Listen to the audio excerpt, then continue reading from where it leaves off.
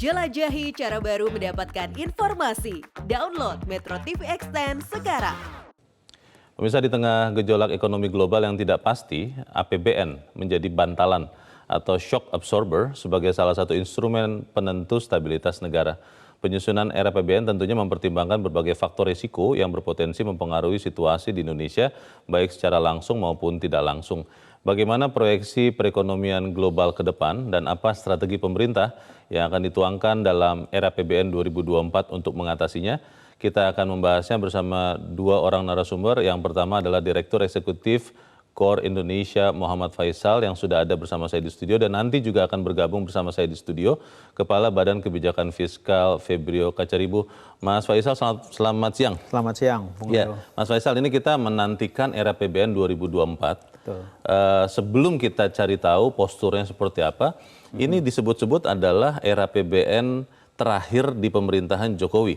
Ya. Apa benar begitu atau bagaimana, Mas Faisal? Ya, yang terakhir yang betul-betul dirancang oleh pemerintahan Jokowi. Ya. Oh. Nanti sebetulnya ada lagi di 2025 itu sebagian-sebagian ya, transisi antara yang baru dan yang lama. Jadi untuk tahun depan dibuat bersamaan dengan presiden terpilih berikutnya? Ya, bukan bersamaan, ya, tapi ada rancangan awal nanti yang akhirnya kemudian di pemerintahan yang berikutnya. Ya. Okay. Jadi yang betul-betul full oleh pemerintahan Jokowi, yang terakhir ya didesain secara keseluruhan itu adalah di 2024 ini. Kalau bicara APBN ini sendiri ya Mas Faisal, sebetulnya apakah keseluruhan ekonomi, pertumbuhan atau besaran ekonomi Indonesia itu memang 100% APBN?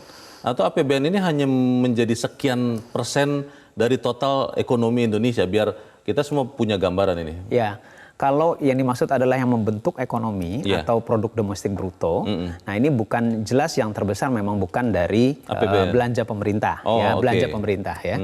Yang terbesar konsumsi rumah tangga sekitar 56%, baru investasi sekitar 30%, lalu ekspor impor dan biasanya belanja pemerintah tuh ya antara 8 sampai 10-11% begitu. Oke, kalau kita lihat kan di tahun-tahun lalu pemerintah diberikan kelonggaran untuk menciptakan defisit yang sampai lebih atau bahkan 3% ya? Betul, 3% atau lebih lebih. dari 3% ya.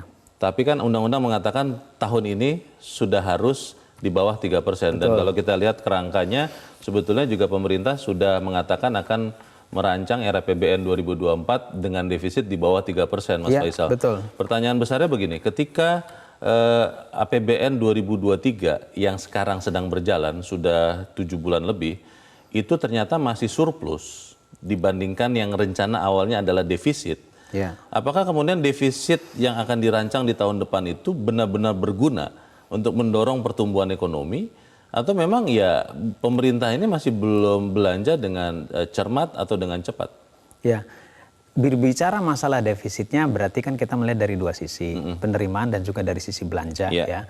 Memang surplus, bahkan sebelum 2023, 2022 tahun kemarin memang sudah surplus. Satu tahun itu surplus ya? Surplus, betul. Jadi di luar lebih cepat dari perkiraan. Kan targetnya 2023 di bawah 3%, 2022 sudah tercapai. Tapi jangan lupa juga itu faktor eksternal yang mempengaruhi, sehingga eksternal dimaksud adalah booming harga komoditas ya. Nah sehingga itu yang mempengaruhi pendapatannya itu meningkat luar biasa. Pendapatannya meningkat luar biasa? Luar biasa, baik dari pajak maupun non pajak. Kalau pengeluarannya sendiri dari awal tahun ya, dari Januari sampai sekarang, itu sudah sesuai dengan target atau masih under? Ya, kalau tahun ini, ya ini kan sebetulnya dirancang itu kurang lebih tidak terlalu jauh beda dibandingkan dengan 2022. Pencapaiannya relatif mendekati target, kecuali beberapa pos ya, kecuali beberapa pos memang. Nah, tapi kalau dari belanja, misalkan kemarin di kuartal kedua kita lihat pertumbuhan dari belanja pemerintah itu sebetulnya malah surprisingly 10%. Biasanya tuh rendah sekali ya. Dan di masa normalisasi kebijakan biasanya memang spendingnya itu meningkat, rendah. Malah rendah gitu ya. Karena tadi harus turun di bawah 3% defisit dari PDB itu ya. Betul. Ya, jadi dua-dua karena mengantisipasi penurunan penerimaan maka belanja itu juga mengalami penurunan. Nah, gitu.